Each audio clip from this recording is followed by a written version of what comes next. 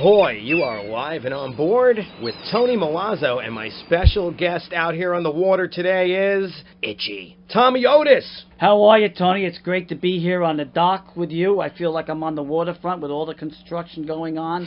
It's wonderful. I expect to hear Marlon Brando going, Stella! Yeah, do you hear the beeps? Do you hear all that? Yeah, we're in the middle of a construction puddle we're sailing on. There's going to be a Teamster fight any day now.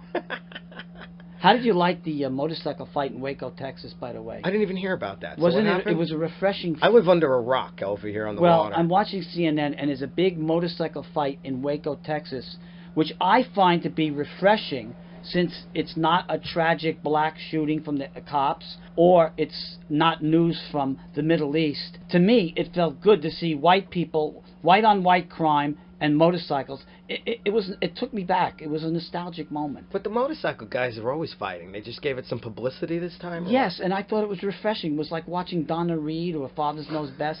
It took me back to another time. Well, maybe we need a reality show.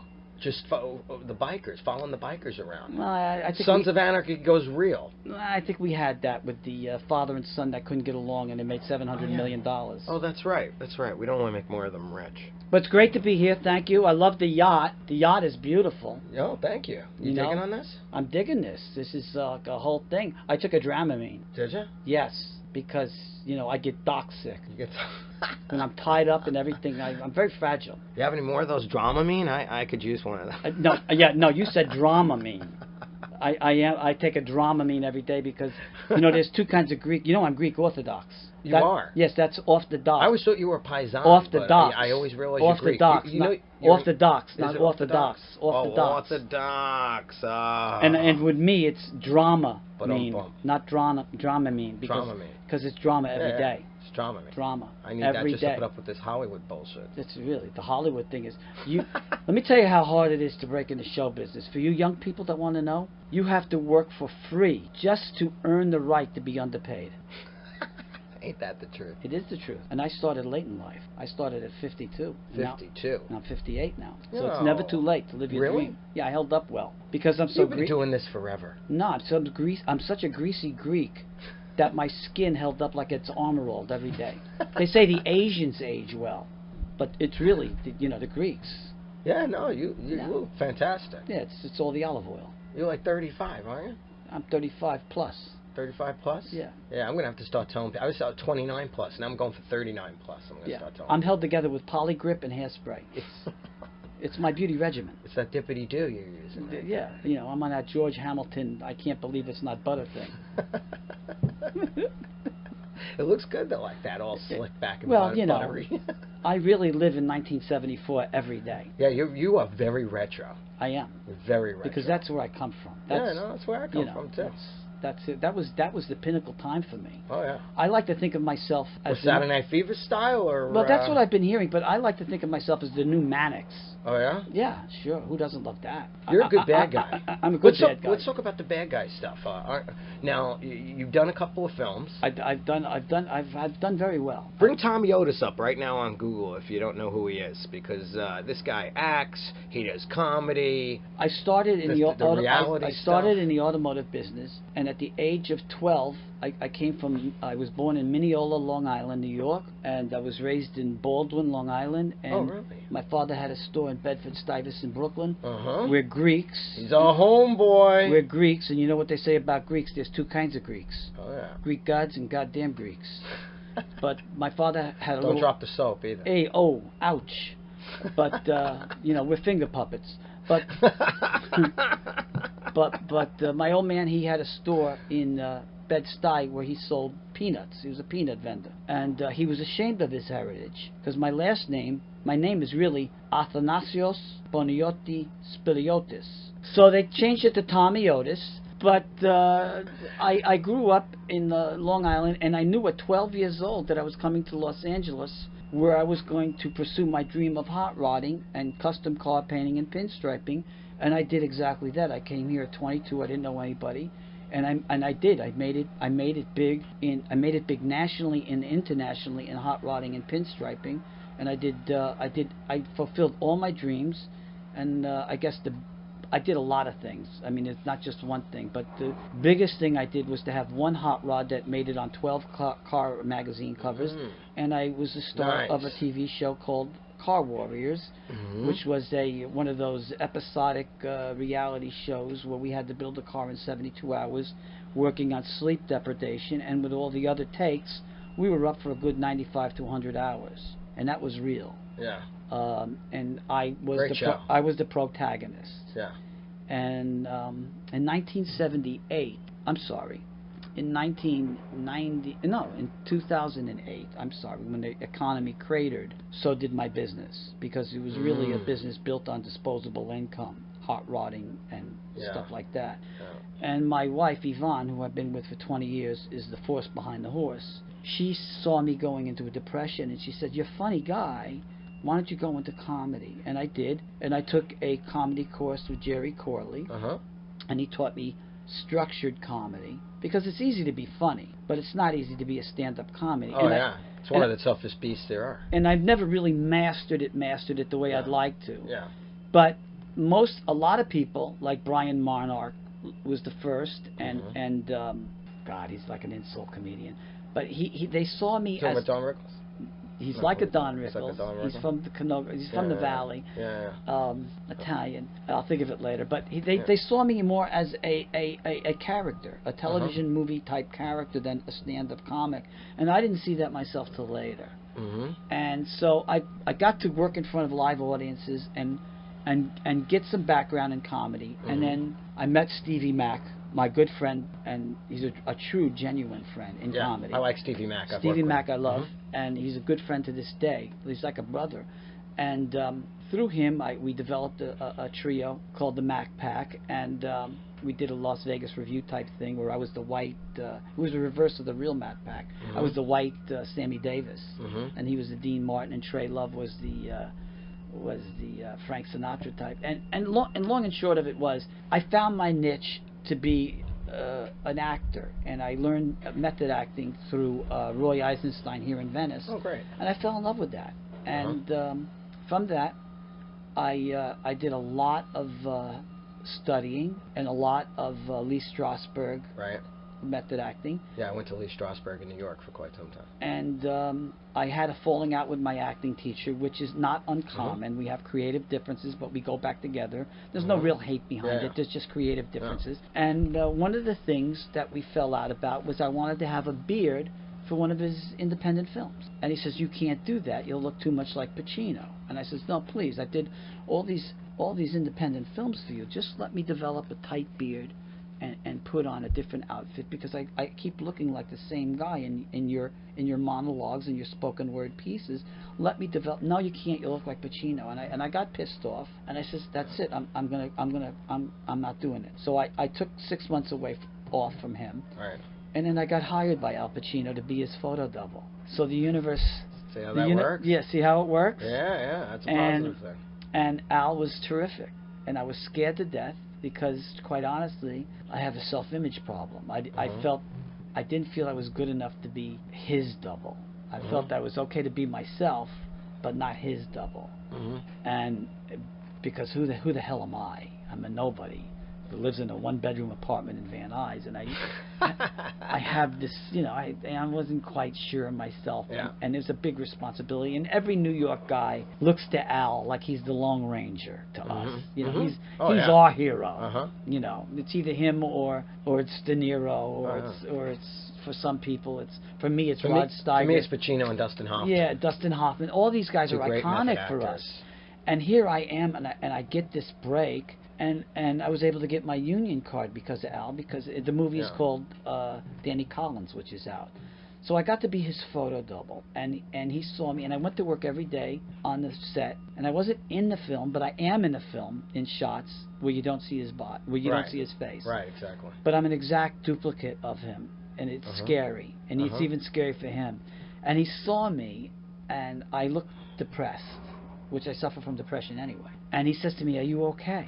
And I go, "No." And I went to work every day in a suit because I wasn't just a face in the crowd, I was his face. So I overdid it. And he said to me, "You're scared. What are you scared of?" I said, "I'm just scared." And he grabbed me by the wrist and he goes, "That's okay. I'm scared too. Give him a drink of water, get him his own trailer, and he treated me like a king. And he made it okay for me, you know. And he was a sweet, sweet guy. And I was able to get my SAG card because of him. And he gave me a confidence that I didn't have before. Yeah, good for you. And Great guy. And you deserve it. You're a true Renaissance man. But I didn't know what I was fields. doing. And it's not really acting to be a photo double. And I'm a method actor. Mm-hmm. But it's Al. And to watch Al blow his nose was like a master's class. So there were 3 days out of the 7 that I worked for him that I stayed in the trailer. So rather than just sit there like a meat puppet and do nothing, I wrote a monologue. I tried to be true to the art, and I would watch everything he did, and it was amazing. And it was a great opportunity. And from that, I did all kinds of horrible, low-paying television shows, too many to count. Yeah. You know, Tattoo Nightmares and Sex in the ER, you know, what the hell was the name of that show? Sex in the ER. Some crappy, low-paying show after another.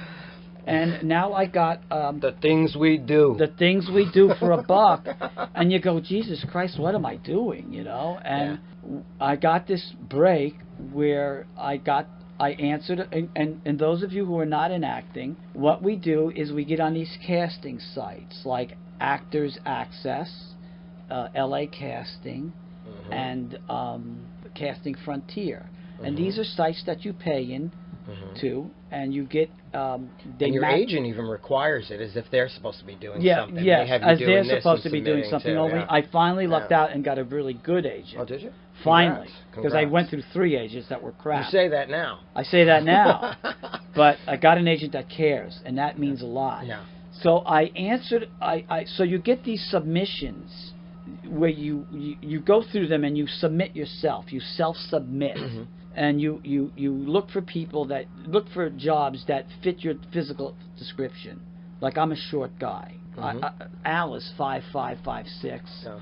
140, 145 pounds. You guys are tall guys compared to me. Yeah, we're vicious little angry men. Yeah. That have to take. Hey, everything's better down here, especially the view. Yeah, the air is cleaner. Well, actually, you're at ass level, so it's a little swampy.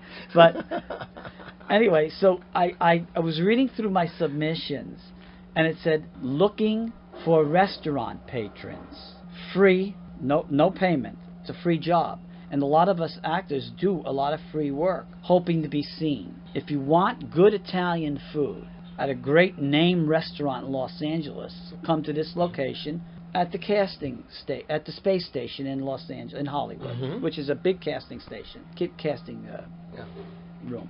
So I went, and I dress kind of like a 70s looking guy. I dress like a real New York Greaseball. Yeah. Okay, that's what I am. Retro. Well, that's what I am. And I mean, that, you know, we hang on to what we think is cool. I think Herb Albert was cool. Yeah. You know, this guy's in love with you. That's how I dress. I used to work out in the Stallone's backyard, and you would have fit in beautifully. Yeah. Everybody the same. That's the vibe. Yeah. That's the vibe. Yeah. I hung on to it, and I never let it go. So I get to the casting room, and I have a black turtleneck on with a chain. I have a houndstooth jacket, these tight pants with the crease in them, polyester, won't wrinkle, won't fold, won't look good. The Italian pointed shoes, and they look at me and they go, and the hair is done in the Gindaloon fashion, the pompadour, and they look at me and they go, "Are you here for the restaurant patron job?" Then there's no lines to this. I go, "Yeah, I got nothing else going. I mean, I'm an automotive pinstriper that's kind of been." I'm 58 years old now, so I thought I could make at least 40 grand in semi-retirement, and still be, and with that kind of money and my commercial speed as an automotive pinstriper, I thought I would have plenty of time to do auditions. Well, I can't even make that. If it cost a nickel to fart, I would have to hold it in. So I meet these 2 gentlemen, and it's Josh Mitchell and Alex Helisek. Josh is the director, and Alex is the writer. Josh is about 39, and Alex is 26, 27 now. And they're 2 very talented individuals. And they put together this thing that I did not know the title of, because they were very candid in their submission. Remember, I'm answering a thing called restaurant patron. That's it. That's what they were, very candid. So I get into this thing, and I go and I look like Vinnie Gombatz. And I get there, and they look at me, and it's funny, and they hand me a script, and I go, "What's this?" "Well, just read it." And I go, "Yeah, but I'm here for the restaurant patron." "Yeah, we know." "Yeah, but there's no lines." "Yeah, we know that too." So I start thumbing through the script. Just take a few minutes with it and come in and see us, because that's how it works. So I start looking at the script, and it's a gangster script, and it's called The Convicted. And he goes, "Oh, by the way, your part is Don Salvatore Figaro." "It is. But I'm here for the restaurant guy." "Yeah, you're not very bright, are you?" I says, "No, not really. I mean, you got me here as a restaurant guy eating.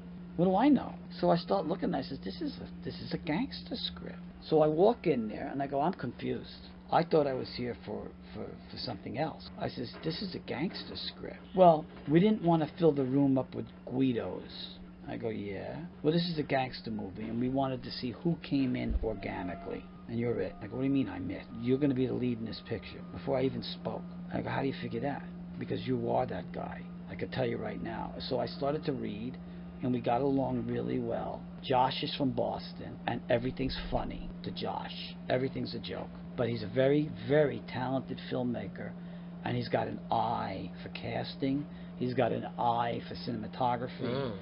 And he's got a talent. So that's this new picture you're working on. This is new film we're working on, and it's going to debut. Convicted. The Convicted is going to debut at the first installment is going to debut at the world famous Grauman's Chinese Theater. Yeah. This Thursday, the 21st, and Alex is the writer. So I started to read a few lines and improv with them a little, and I had it, and so it's funny how fate works. Because you go in for one thing and you don't know what you're getting. And so I was very kind of weirded out by the thing. I mean, because I never experienced anything like that. And so we went in for a table reading, and I was off book, and we got the IMDb thing all set up.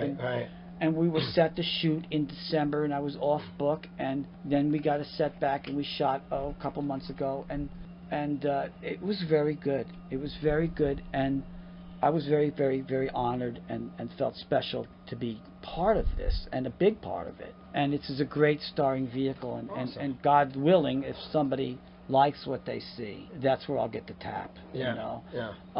And it's been a great journey, and I was taught to enjoy the journey without worrying about the outcome. Enjoy the ride. Enjoy the ride. Because you don't know where it's going to take you. Yeah. If you think we're steering the ship, we're not. We're not. No, we're not. No. Who the heck knows? Who the heck knows? You can't force this stuff. Which segue into my question about the future. If you were to look into the crystal ball or could steer the ship, where would you take this whole thing? Where do you want to be in a couple years from now? I have a rule. It's a fantasy, because we all have fantasies. I have a Frank Vincent rule. You know Frank Vincent, the actor. Okay? Is he a great actor? Not really. He's a good actor.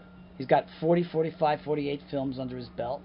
He's a good, bankable actor, right? Is he living better than Tommy Otis? You goddamn right he is. Is he a gangster actor? Primarily he is. Yeah.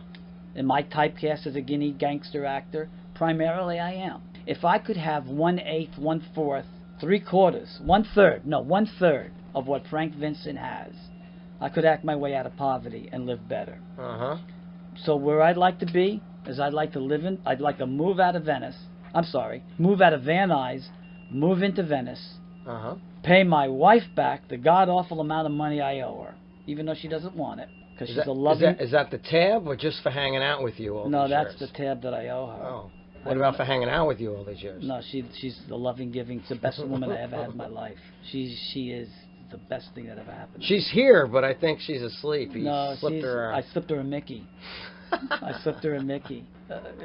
A Mickey Finn. You talking about that big elephant tranquilizer? I shot her with a dart. I got a Zulu to come in from Central Casting and hit her in the neck with a dart. She can't even comment because she's out cold. And I love her very much, and she's the force behind the horse. But the bottom line is, I'd like to move to Venice, because that's where all the art is That's where the true Renaissance men are. That's where the films are. That's where the belong. writers are. It's the Coney Island of the Pacific. Oh, it's everything. It's I St. love Mark's it here. Place of New York I'm afraid City. to have a walk the dog at night.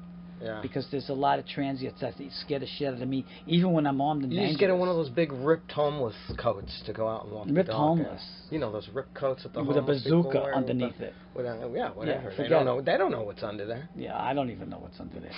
I shot 17 movies with my acting teacher, Roy Eisenstein, and we would turn the corner, and I would be afraid. I would be afraid, and I wasn't exactly, helpless. Yeah. If you know what I mean. Yeah. And I would go, oh my God, I'm gonna get killed.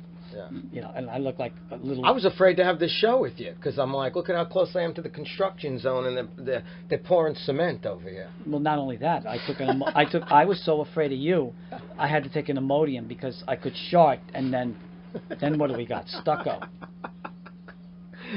Oh man, it's been fun hanging with you, Tommy. I wanted to say one thing about Tony. Sure. Tony runs a comedy show. Sure. Tony runs a comedy. What did I say? Talk about me. Just talk about Tony me. runs a comedy show, and I was lucky enough to be invited when he ran it at the West Side Comedy. Yeah, we were West Side Comedy in Santa Monica. It moves around a lot, though, the Rat Pack shows. He does. He moves around a lot. He's a dedicated comedian, and he makes every comic feel like a star. He gives everybody a bottle of wine. He puts together a green room. Well, you are stars. And he makes everybody feel special. Yeah.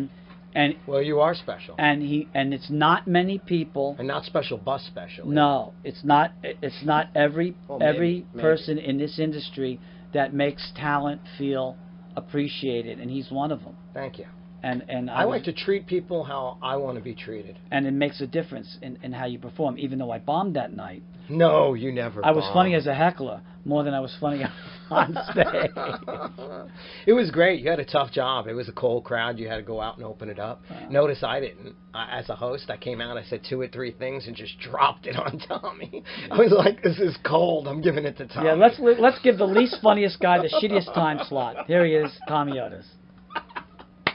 I did that too. You still thanking me for being a great guy? Still thanking you, yeah. And I'm enjoying today. It's fun. So I moved out here in 1980. Yeah.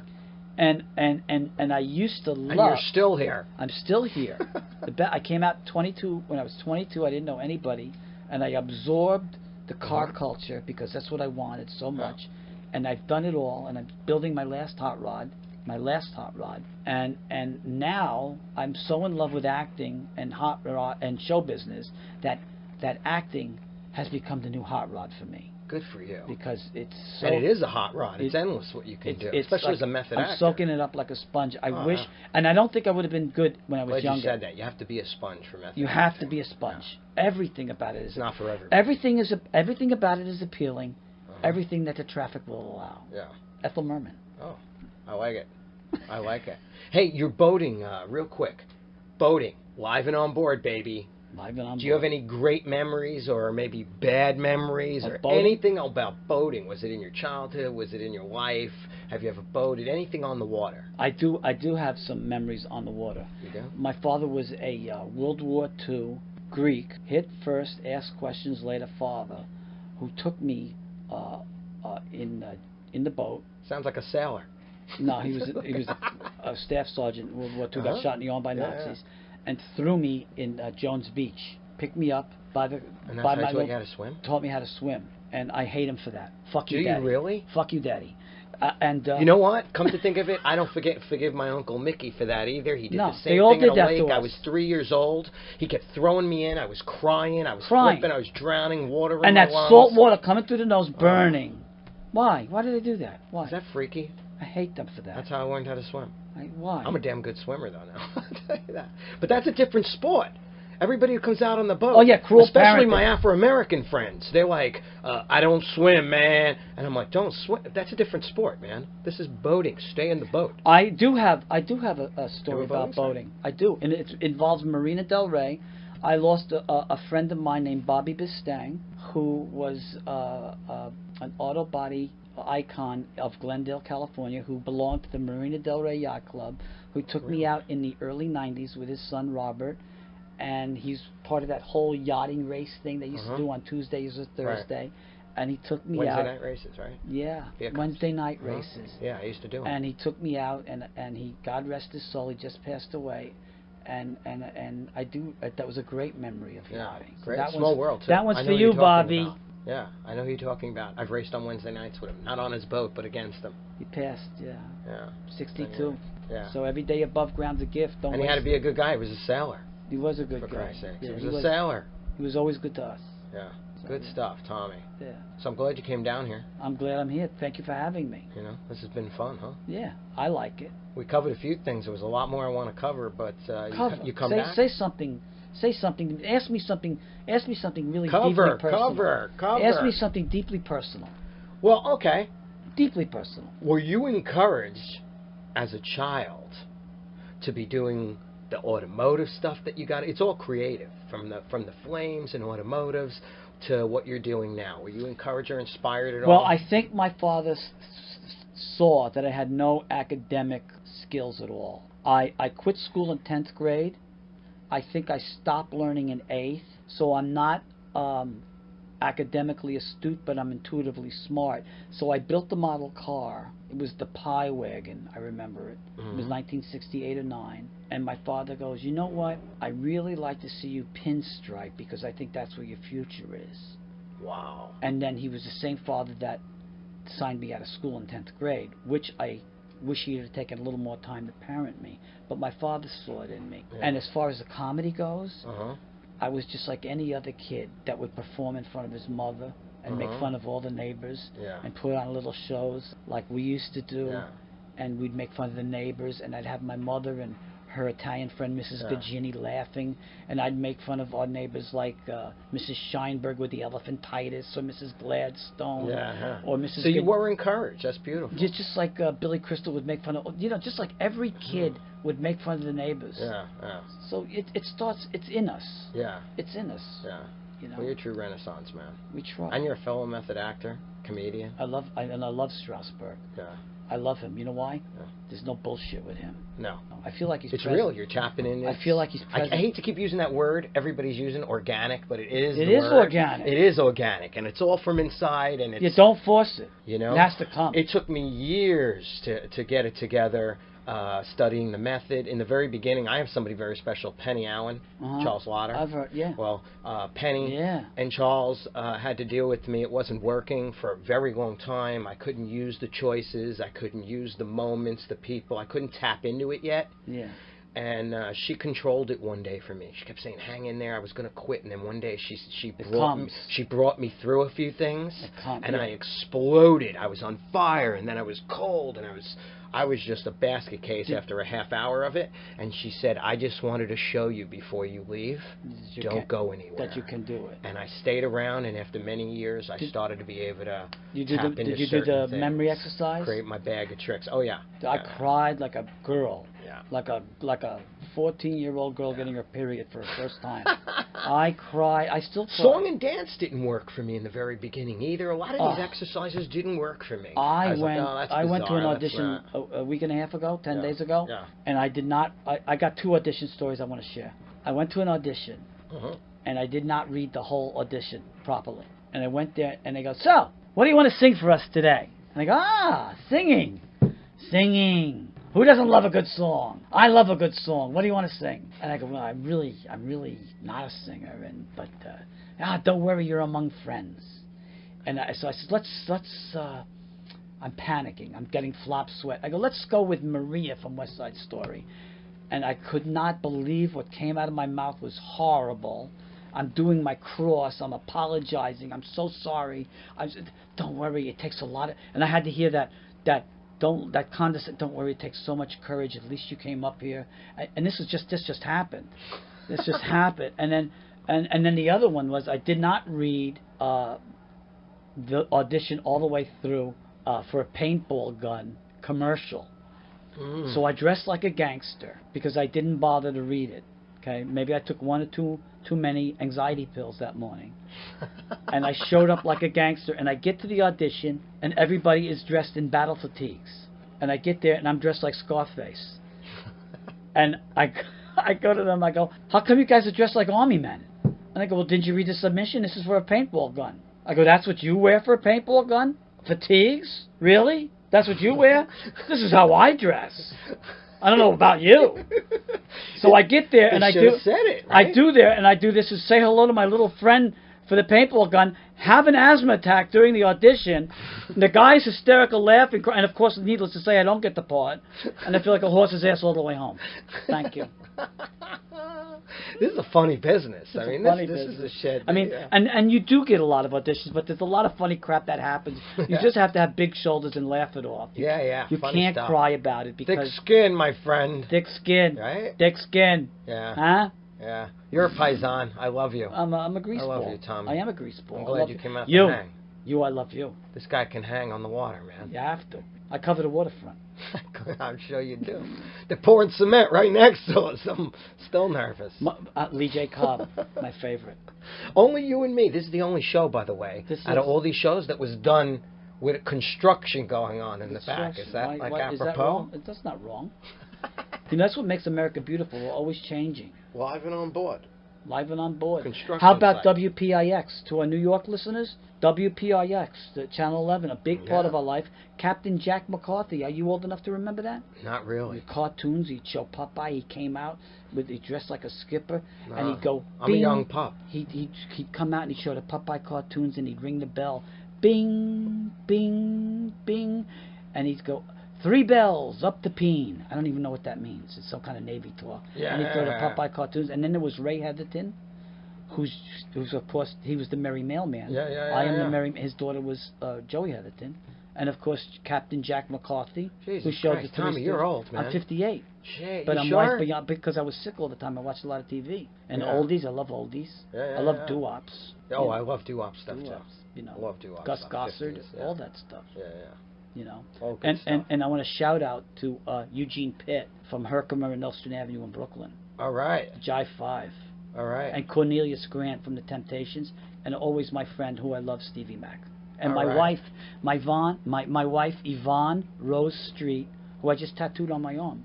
Yvonne Did you? Rose. And you know what that's going to cost her? What? She's going to have a Greek wedding ceremony. She's been fighting it for. Look at her. She's shaking her head. Okay, Tommy, tell everybody where they can find you online. They can find me on Facebook. That's the best place to find me. Tommy Otis, and in parenthesis, itch, with a picture of the Rat Pack. That is the best place to find me. Excellent. Okay? And they can find you from there? They can find me from there. You're on Twitter, Instagram? No, I'm not on any of that. Please, I'm old. You're you know old. where you could find We're me? lucky you're on Facebook. You could find me on a cave wall. Cave drawings and shadow puppets. I'm old, people.